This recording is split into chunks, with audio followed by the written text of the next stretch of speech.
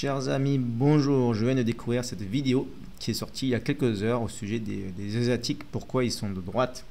Elle est sortie pendant que j'étais en soirée ici lors d'un tram à Hong Kong, un tram tout blanc, très sympathique. On a privatisé ce tram pour faire une soirée et si j'en parle, c'est pas pour raconter ma vie, mais c'est pour dire qu'en fait elle a été organisée par la French Alumni Association, qui est une association de Hongkongais qui ont étudié, qui ont vécu en France. Et donc ce qu'ils font, c'est très bien, parce qu'en fait ils font rayonner la France à Hong Kong, la francophonie, la culture française.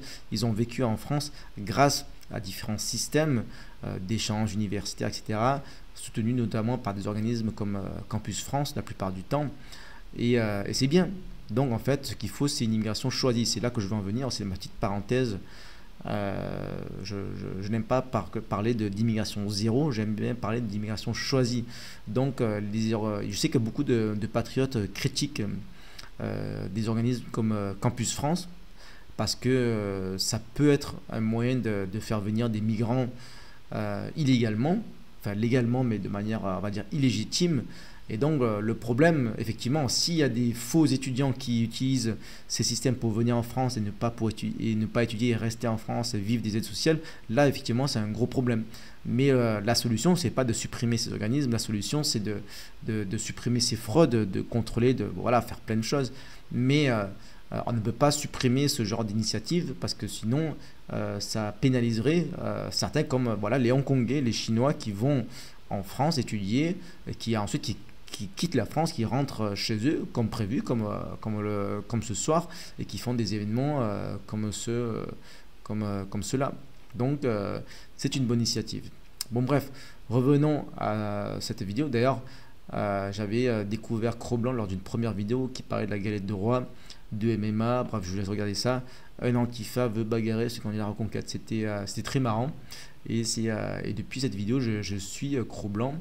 Et donc c'est très sympa cette petite vidéo que j'ai trouvée aussi amusante aujourd'hui. Voyons ça.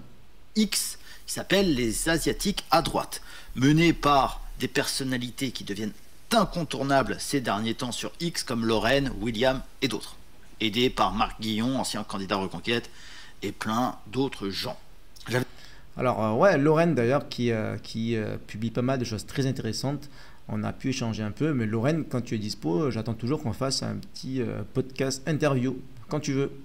J'ai expliqué dans ma première vidéo pourquoi je pense que les Asiatiques sont plutôt de droite, tout simplement parce que le travail, le mérite, le sérieux, le civisme sont vraiment très profondément marqués au sein de ces communautés. Après, alors ça c'est vrai, le travail, le goût de l'effort, le business, je dirais même, il y a même un dieu de l'argent dans la culture chinoise et même vietnamienne et peut-être même japonaise, coréenne. En fait, c'est pas des sujets tabous.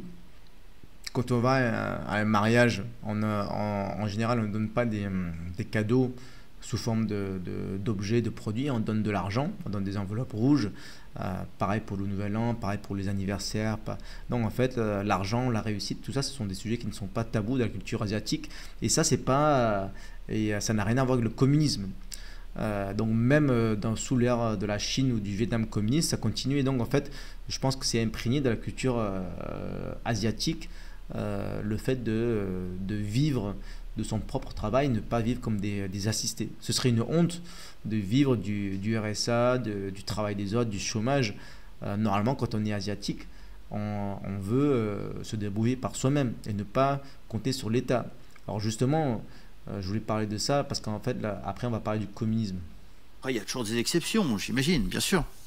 Mais voilà, c'est indéniable. Maintenant, on va s'intéresser dans cette vidéo à pourquoi est-ce que historiquement, les Asiatiques qui viennent en Occident sont de droite.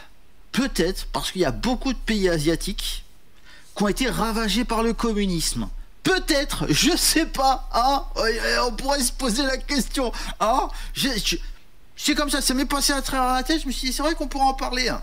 D'ailleurs, Marc Guillon et un de ses camarades ont produit une vidéo très intéressante là-dessus, on va regarder tout ça, c'est parti. J'ai encore fait comme toi.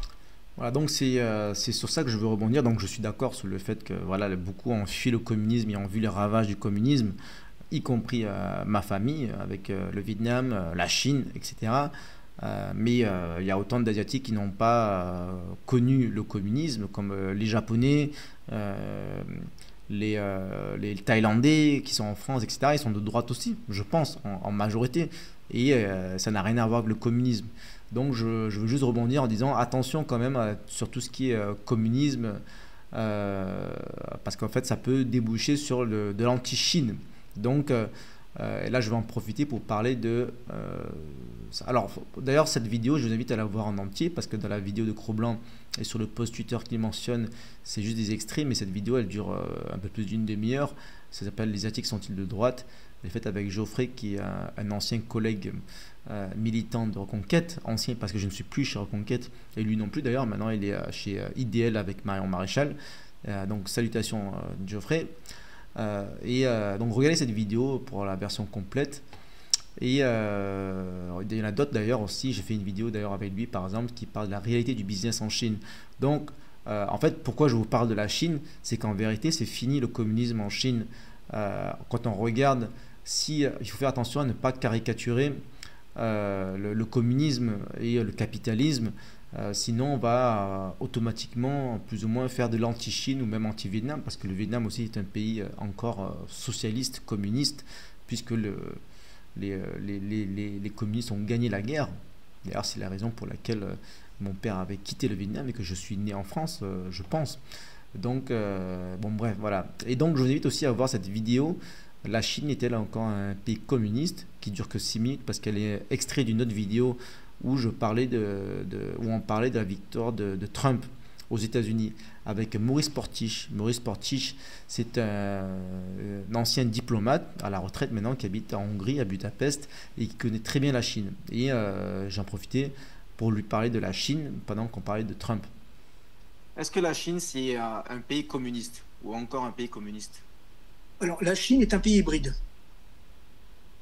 Ce n'est plus un pays communiste, mais ce n'est pas un pays libéral. C'est ce qu'on appelle le capitalisme rouge. Il faut savoir que l'économie chinoise, en dehors des entreprises d'État, c'est-à-dire le secteur privé chinois, eh bien, je dois dire que c'est une sorte de capitalisme sauvage où le plus gros absorbe le plus petit. C'est du darwinisme économique.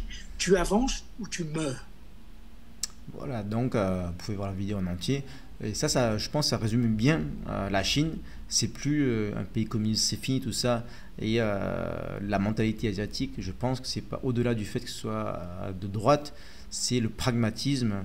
C'est-à-dire, ce qui ne fonctionne plus, on l'abandonne. En fait, la Chine, elle a abandonné la partie du communisme, le communisme économique qui ne fonctionnait pas. Et c'est devenu un des pays les plus capitalistes au monde, du darwinisme économique. C'est-à-dire que, voilà, si une entreprise ne fonctionne pas, elle meurt. Et en fait, la France est beaucoup plus communiste, socialiste que la Chine, et sous de nombreux aspects. Voilà, donc... à méditer, c'est ce dont je voulais parler rapidement aujourd'hui. Je voulais rebondir sur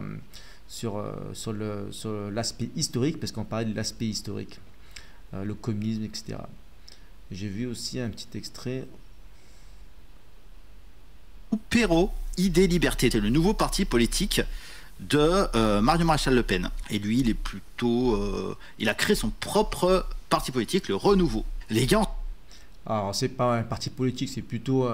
un think tank, un mouvement informel de Français de l'étranger.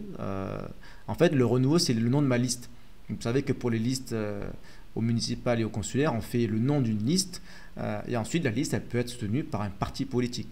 Donc voilà, Renouveau, c'est juste le nom d'une liste. Après, la liste Renouveau, elle peut être soutenue par Reconquête, par le RN, par n'importe qui. Et donc, ce que j'aimerais bien, c'est que le Renouveau, la liste Renouveau patriote, maintenant, elle soit soutenue par toutes les étiquettes patriotes. Peut-être que je rêve, peut-être que je vois trop long, mais en fait, il vaut mieux. En fait, pour moi, l'union de droite, c'est ça, c'est avoir toutes les étiquettes ou aucune étiquette. On se fait un resto quand vous voulez, hein, si vous êtes à Paris. Hein. Lorraine. Voilà, alors justement, Cro-Blanc, avec plaisir, le resto.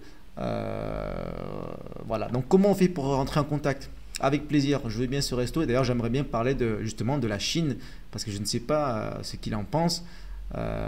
Et d'ailleurs, on pourrait même extrapoler en parlant des anciens pays communistes et de la Russie.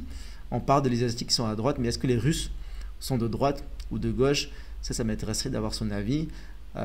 Et on pourrait même parler de l'Ukraine et de la Russie. Je ne sais pas ce qu'il en pense d'ailleurs. Je sais ce qu'en pense par exemple Daniel Conversano, Julien Rochdy. Je sais que pas mal d'identitaires sont plutôt pro-ukrainiens, contrairement à moi. Je ne suis pas pro-russe non plus, mais je pense qu'il faut rester neutre.